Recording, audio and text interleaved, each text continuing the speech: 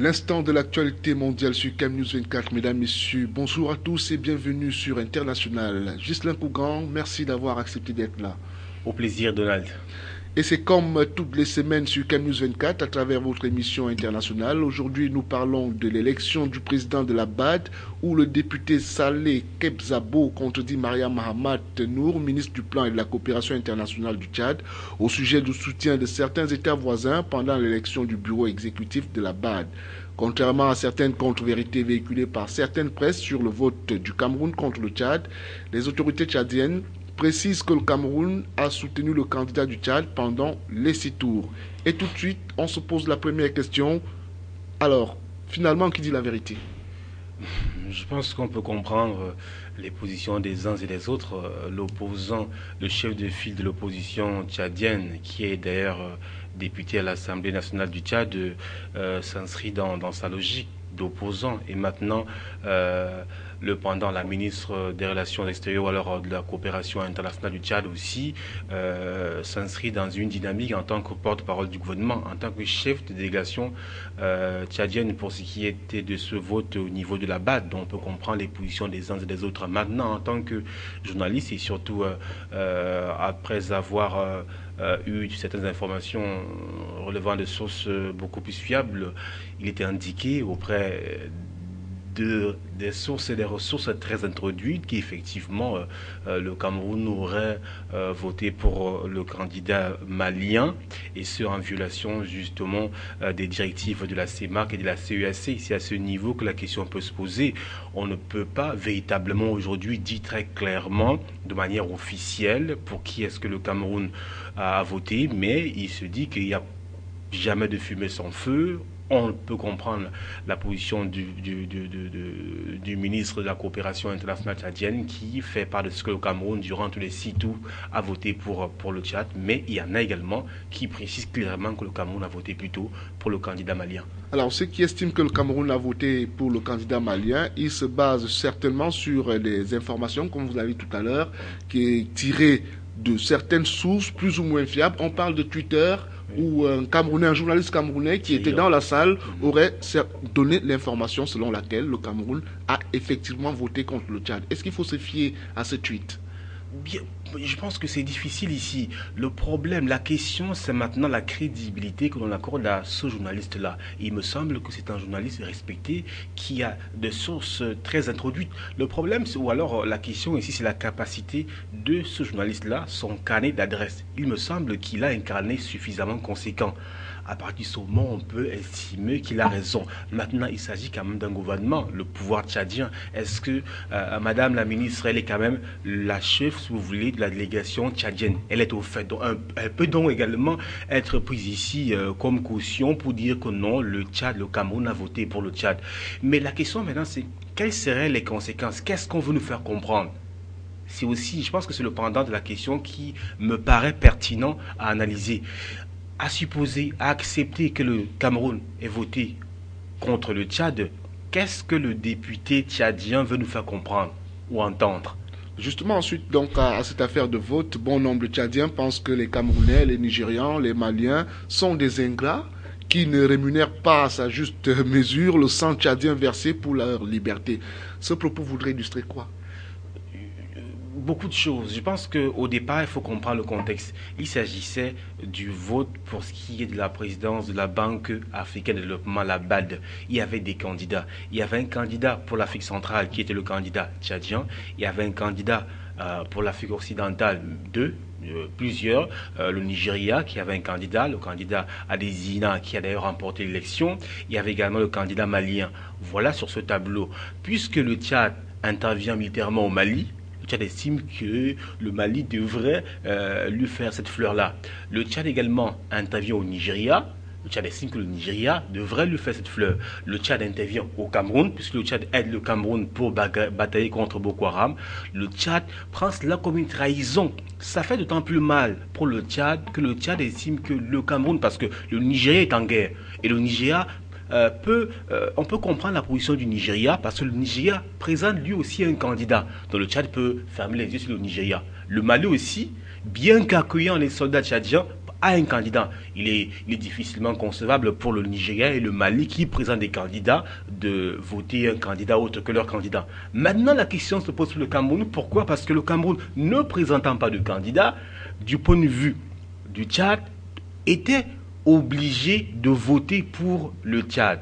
Encore que les directives de la CEMAC et de la CEAC exprimait clairement cela, une sorte de solidarité en vue de la sous-région, parce que la BAD est une grosse institution et pour cela il fallait que l'Afrique centrale remporte cette élection pour peser aussi dans les affaires notamment du continent africain. Et croyez-moi, c'est un gros échec pour l'Afrique centrale qui déjà sur le plan politique est très peu, sur le plan géographique et même, comment dirais-je, de la démographie n'a que 5 ou 6 pays. Vous voyez, l'Afrique occidentale, c'est 16 pays. Donc, il fallait cela. C'était un engagement pour la CEAC et la CEMAC.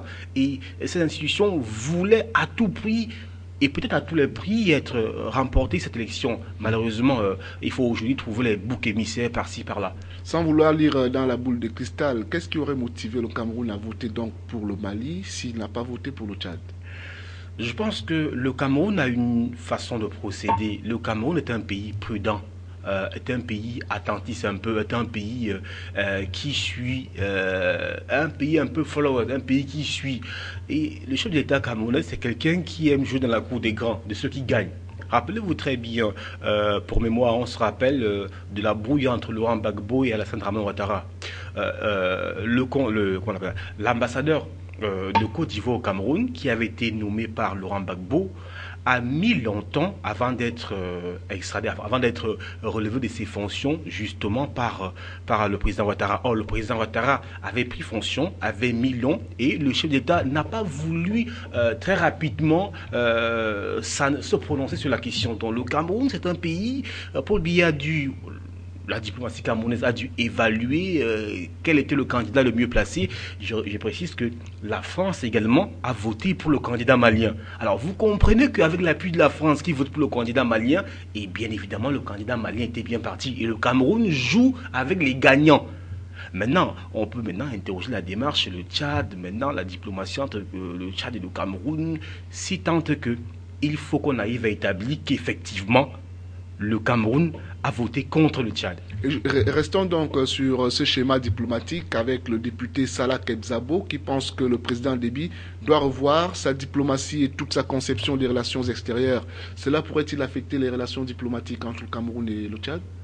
Bien évidemment, déjà que les relations diplomatiques entre le Cameroun et le Tchad ne sont pas au beau fixe, ça tout le monde le sait. Il y a un chef guerrier, il y a l'autre qui est un patron économique qui estime que non, il y a une politique de réserve, une politique méticuleuse, une politique très calme, une politique qui n'a pas besoin des tambours, des trompettes. Il y en a un autre qui est un grand chef de guerre, qui estime, d'ailleurs à raison, qu'il est un peu le bras séculier sur le continent africain en matière de sécurité. Et d'ailleurs, la France considère le Tchad ainsi. Donc vous voyez, il y a deux positions, deux façons de faire différentes et malheureusement ces deux géants font partie d'une sous-région qui est sur le plan démographique très, très petite, mais qui les deux n'arrivent pas à s'entendre. On voit très bien que Idriss Déby estime qu'il a des velléités pour être aujourd'hui, il estime qu'il a tout aujourd'hui pour être le baron, le grand de l'Afrique centrale, parce que quand on voit la guerre au Nigeria, je pense que l'entrée en guerre de Déby a littéralement déboulonner Boko Haram, ça il faut le reconnaître, la puissance militaire du Tchad. Mais est-ce que la puissance militaire est suffisante? Voilà, la question se pose. Alors pendant que nous parlons de cette élection de la Banque africaine de développement qui s'est déroulée ça s'est déroulé en Côte d'Ivoire, oui, justement à Abidjan. On a envie de dire que là-bas, il reste debout malgré les soubresauts, malgré les incompréhensions entre les pays voisins qui n'ont pas pu trouver un candidat. Voilà donc le Nigeria qui est à la tête de cette institution.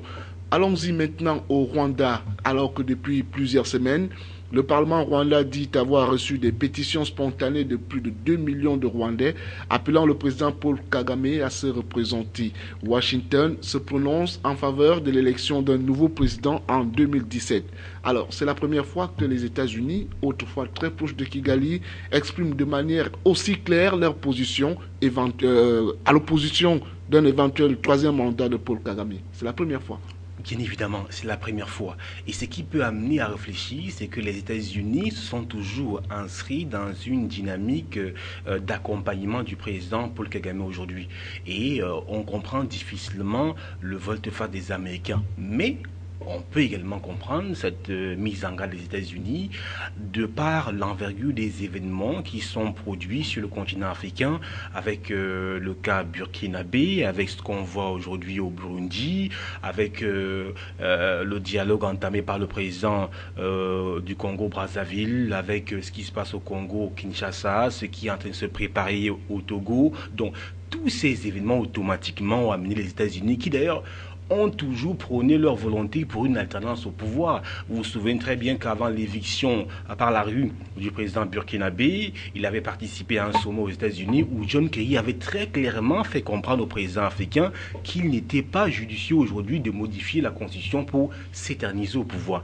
La question ici, ou l'intrigue ici, c'est parce qu'on sait que les États-Unis sont un allié de poids justement pour le Rwanda et précisément pour le président Paul Kagame qui est au pouvoir. Alors que les États-Unis, très tôt le matin, parce que l'élection c'est en 2017, c'est-à-dire qu'il y a encore 2 ans, alors que les États-Unis se signalent très rapidement, ça veut dire que vraiment la diplomatie américaine envers le Rwanda de Paul Kagame est en train justement de prendre ses marques, mais aussi de se démarquer en ce que les États-Unis clarifient comme quoi ils ne vont pas cautionner ou alors encourager cette pratique.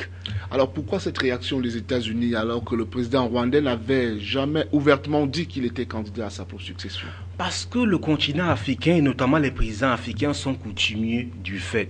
Il n'a pas manifesté l'intention, mais il s'est sûr que le peuple, qu'une grande majorité du peuple rwandais manifeste sa volonté de voir le président Kagame se représenter. La question se posait dans un pays de l'Afrique centrale. Suivez mon regard, M. Anizo, en 2008. Donc, eh bien, puisqu'il y a encore 2 ans, on ne voit pas très bien l'intérêt pour Paul Kagame aujourd'hui de dire, de se prononcer. Mais il y a une malice, puisqu'on dit que c'est le peuple, que le Parlement sera appelé dans les jours, les mois à venir, à débattre d'une possible révision de la Constitution. Et la question se pose au niveau du mandat présidentiel. Parce que Kagame a été élu pour la première fois en 2003, parce que là-bas au Rwanda, il s'agit, me semble-t-il, d'un septennat, pour la première fois en 2003 et pour la seconde fois en 2010. Maintenant, si le président venait à vouloir briguer un nouveau mandat, cela serait anticonstitutionnel, puisque le mandat présidentiel, la constitution au Rwanda limite les mandats présidentiels à 2. À 2 comme partout d'ailleurs, même si à la fin, le résultat, c'est que la plupart des présidents en Afrique subsaharienne arrivent toujours à torpiller la Constitution pour se représenter. Alors la prise de position américaine au Rwanda ne serait-elle pas une ingérence de trop dans les affaires africaines? Une ingérence, est-ce qu'aujourd'hui on peut encore parler d'ingérence dans les affaires africaines? Parler d'ingérence, c'est d'abord concevoir qu'il y a une autonomie en Afrique. Il n'y en a pas, puisqu'à chaque fois, pour financer les élections, ce sont les organisations internationales. C'est vrai qu'on va arriver, mais vous savez très bien que pour ce qui est par exemple du Burundi, il y a l'Union européenne, il y a l'ONU qui participe. Donc, regardez par exemple la bouille en Côte d'Ivoire.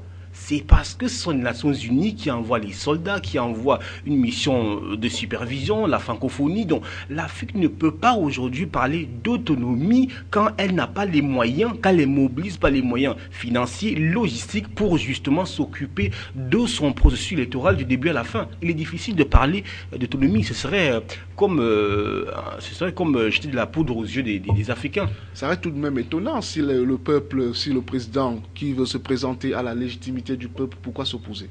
La question se pose et à mon sens, c'est pourquoi j'estime que les lois sont faites par les hommes et pour les hommes. Alors, aucune constitution au monde n'est immuable. On peut la changer. Maintenant, la question, c'est la façon de la modifier à chaque fois.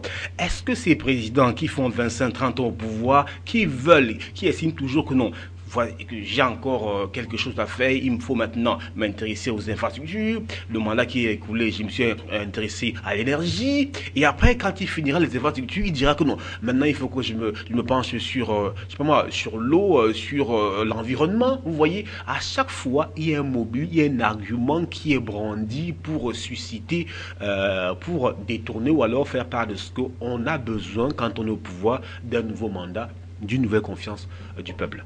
On va aller ailleurs, précisément au Burundi. Quelques jours après le sommet des chefs d'État de l'Afrique de l'Est, la Commission électorale nationale indépendante CENI du Burundi a annoncé un nouveau calendrier électoral. Une proposition faite en l'absence de l'opposition et de la société civile qui ne reconnaissent plus une CENI diminuée par la fuite de 2 de ses membres. Une société civile qui par ailleurs a récusé à son tour le médiateur de l'ONU, Saïd Djinit, dans une lettre adressée à Ban Ki-moon. On regarde. Report de la présidentielle au Burundi. Les autorités burundaises ont répondu favorablement à la demande des États de l'Afrique de l'Est. Les chefs d'État de l'Organisation sous-régionale de l'Afrique de l'Est avaient demandé, lors de leur sommet du 31 mai 2015 à Dar es Salaam en Tanzanie, le report des élections au Burundi. Le gouvernement burundais a annoncé que l'élection présidentielle prévue le 26 juin aura lieu avant le 26 août 2015. Mais pour la société civile, la priorité est ailleurs, notamment la lutte contre l'insécurité et le renoncement à un 3e mandat du président Pierre Nkurunziza. Le report des élections ne résout pas de problème par rapport à l'organisation des élections, parce que le premier problème, c'est qu'il y a une insécurité à Bujumbura et il y a une insécurité à l'intérieur du pays. Il y a des manifestations de contestation du 3e mandat du président Nkurunziza. Donc, au lieu de se précipiter à donner des calendriers pour les élections, il aurait fallu d'abord amener la sécurité dans le pays. Il aurait fallu d'abord désarmer les milices Imbonerakure. Et puisqu'on ne peut pas vraiment entrer dans le processus électoral alors qu'il y a des manifestations, alors qu'il y a des tueries, des enlèvements, qu'il y a des assassinats ciblés, et qui se font par des agents de l'État. Sur le plan des négociations, 17 partis et organisations politiques ont affirmé ce mercredi 4 juin leur engagement à poursuivre le dialogue pour l'organisation d'élections libres et apaisées. Ce report devrait donc favoriser le dialogue entre les différents acteurs du conflit. Le report des élections par le gouvernement est une bonne chose. D'abord, ça permet de réfléchir, de pouvoir discuter si jamais ils vont dans le sens de ce qui a été décidé par le président de l'East Africa. Et ça permet aussi à l'opposition de réfléchir si l'opposition peut négocier ou pas. Donc, on peut saluer ce report. La sécurité au niveau du pays peut se décider justement pendant ce report. C'est pendant ce report qu'il peut y avoir des discussions pour voir qu'est-ce qu'on peut faire au niveau de la sécurité, au niveau du désarmement des Imbonerakure. Il faut toujours un report avant tout. Sinon, s'il y avait les élections, on ne pouvait pas décider pour autre chose. Donc, ça pourrait, si vraiment le gouvernement est de bonne foi et si l'opposition accepte la main tendue, on pourrait dire que ça peut évoluer dans le sens qui peut favoriser la paix au Burundi. Les élections législatives ont également été reportées. Rappelons que la date du 26 août correspond à la limite du délai prévu par la Constitution pour l'organisation des élections. Officiellement, la CENI qui compte désormais 3 membres sur les 5 prévus par la Constitution du Burundi, jouit-elle encore de la légitimité nécessaire pour faire une telle proposition? Non. D'ailleurs, c'est un argument brandi par le chef de file de l'opposition qui estime que sur le plan de la Constitution, que la CENI aujourd'hui est anticonstitutionnelle parce que les décisions de la CENI se prennent à 4 sur 5. Donc il faut 4 sur 5. Aujourd'hui, la CENI ne compte que 3 membres. Et pour régler ce problème, le président Nkurunziza a publié, je crois, un décret pour le calendrier électoral et un autre décret qui amène à comprendre que prochainement, que désormais, la CENI, les décisions sont approuvées à 3 sur 5. C'est-à-dire que les 3 qui sont là, si les 3 sont d'accord, et puis la décision est approuvée. Et il y a le gouvernement qui a également fait part de ce que a demandé à l'opposition de proposer 2 nouveaux candidats pour justement amener la CENI à 5 membres, puisque aujourd'hui il y a 2 membres qui sont en fuite. Donc ça se négocie, sauf que l'opposition estime qu'il n'y a pas suffisamment de temps parce que le calendrier électoral du point de vue du gouvernement et de la CENI est arrêté ainsi, c'est-à-dire que le 26 juin pour les législatives et les municipales et puis le 15 juillet pour la présidentielle parce que le président doit prêter serment au courant du mois d'août pour qu'on ne tombe pas dans dans ce qui est inconstitutionnel. Alors, le premier tour de la présidentielle serait donc organisé le 15 juillet, les législatives ainsi que les communales le 26 juin, avec une campagne qui devrait avoir commencé cette semaine. Qui a déjà commencé. N'y a-t-il pas de précipitation dans toute cette organisation? Il y a une précipitation, c'est d'ailleurs ce que dit l'opposition, mais il y a une précipitation parce qu'on veut rester dans les délais de ce que le pouvoir appelle la constitutionnalité des faits. C'est-à-dire que passer ce délai, on n'est plus dans le droit, d'après eux.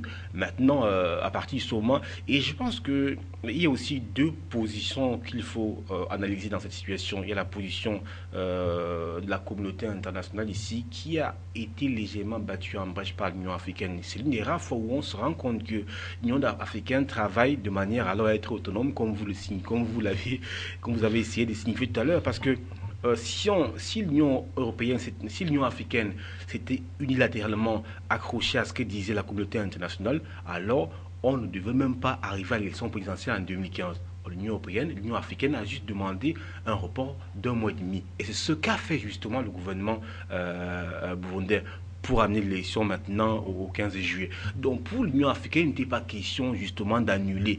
Mais également, l'Union africaine ne s'est pas véritablement prononcée sur le troisième mandat qui pose le problème. C'est pourquoi d'aucuns estiment que c'était une rencontre pour rien, pour ce qui est du peuple burundais, qui ont estimé que la rencontre Dar es Salaam, on n'a pas débattu justement de ce qui pose problème, la candidature de Pierre Nkurunziza. Il y a uniquement de la manière la présidente de la Commission de l'Union africaine qui très clairement a dit qu'elle n'était pas favorable à une candidature à un troisième mandat de Pierre Nkurunziza. Sauf qu'il y a un problème.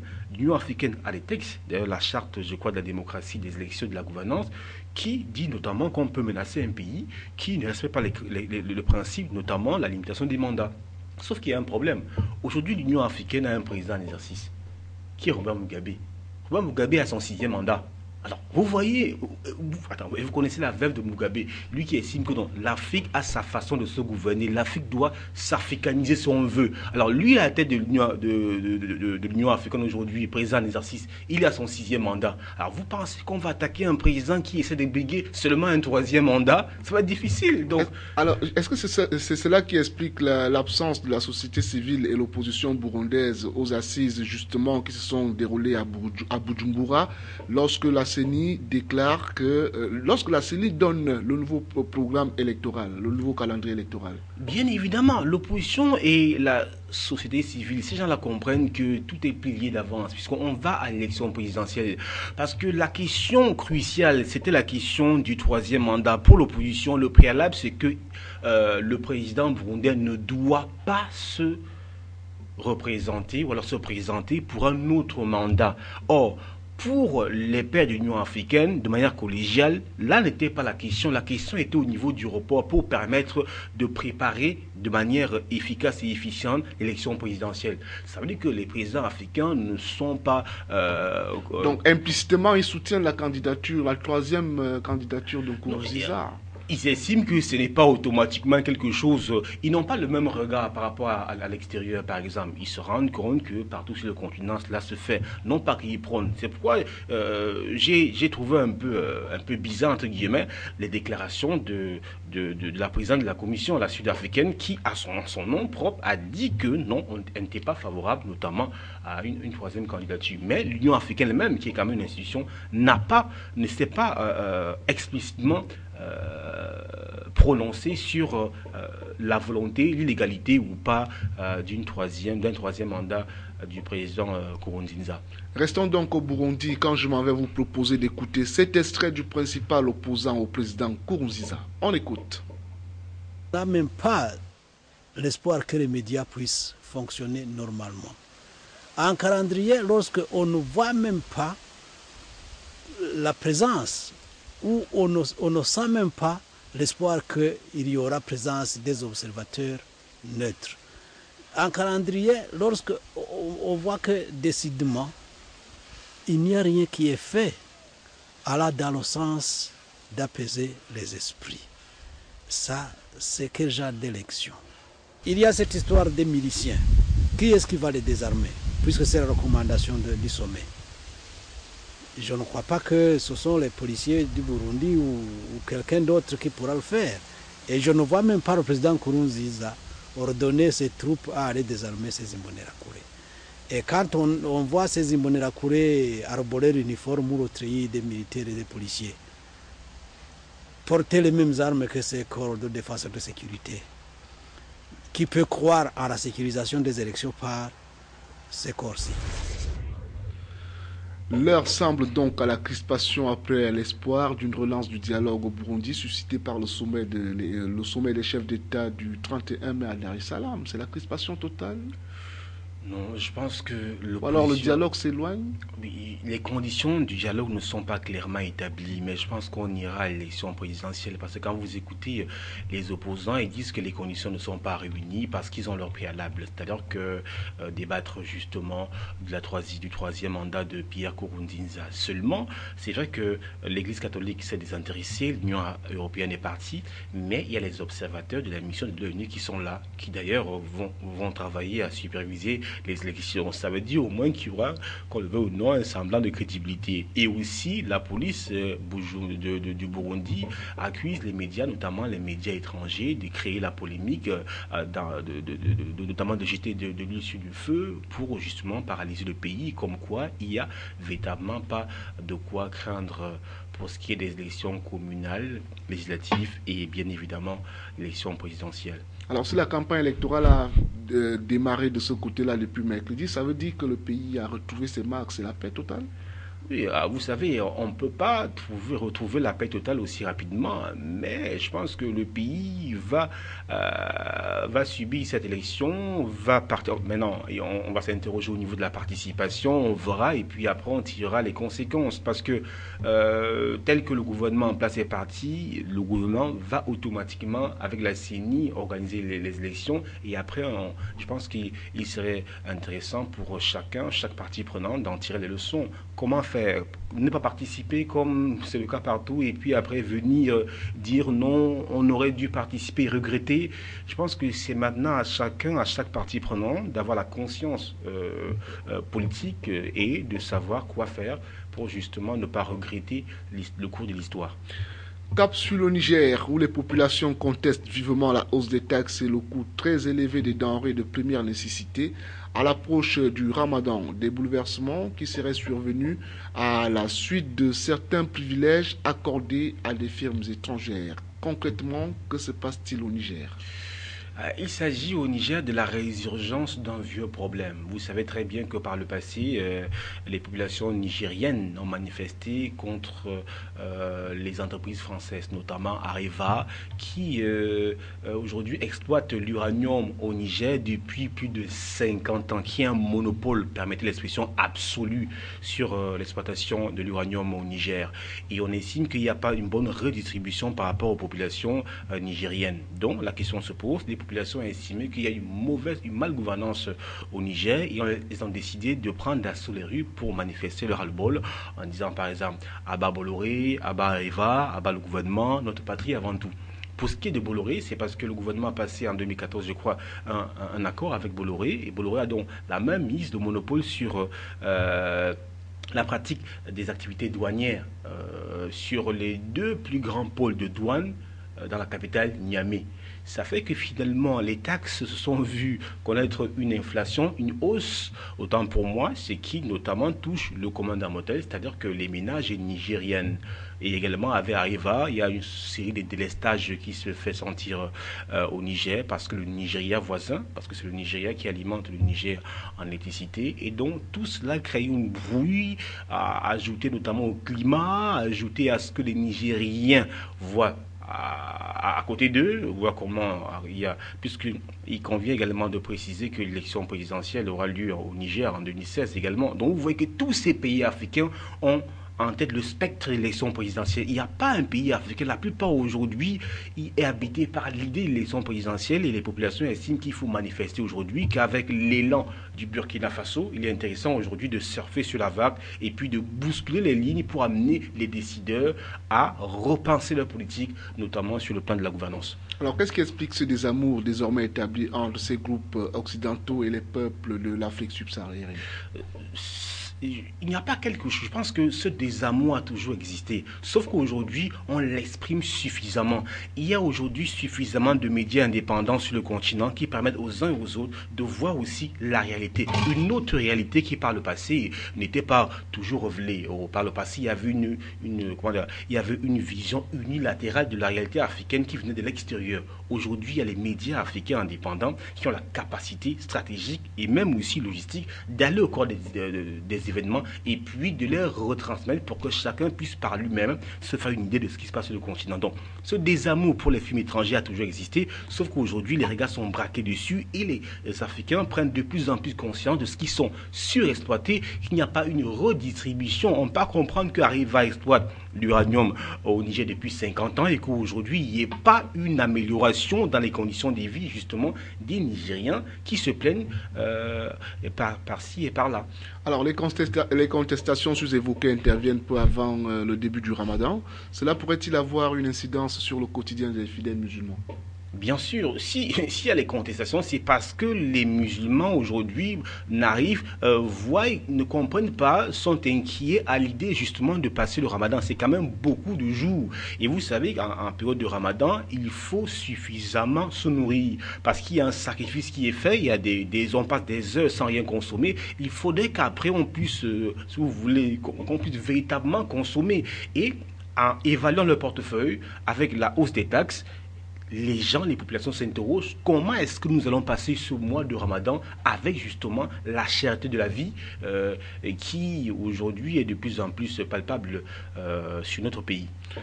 Mesdames, Messieurs, c'est donc ici que s'achève cette autre édition d'International. Il ne reste qu'à dire merci à Ghislain Kougan, consultant journaliste à CAN News 24 qui a bien voulu être là. Merci Ghislain. Le plaisir est partagé, Donald. Merci infiniment. On se donne rendez-vous la semaine prochaine pour une autre édition d'International. À bientôt.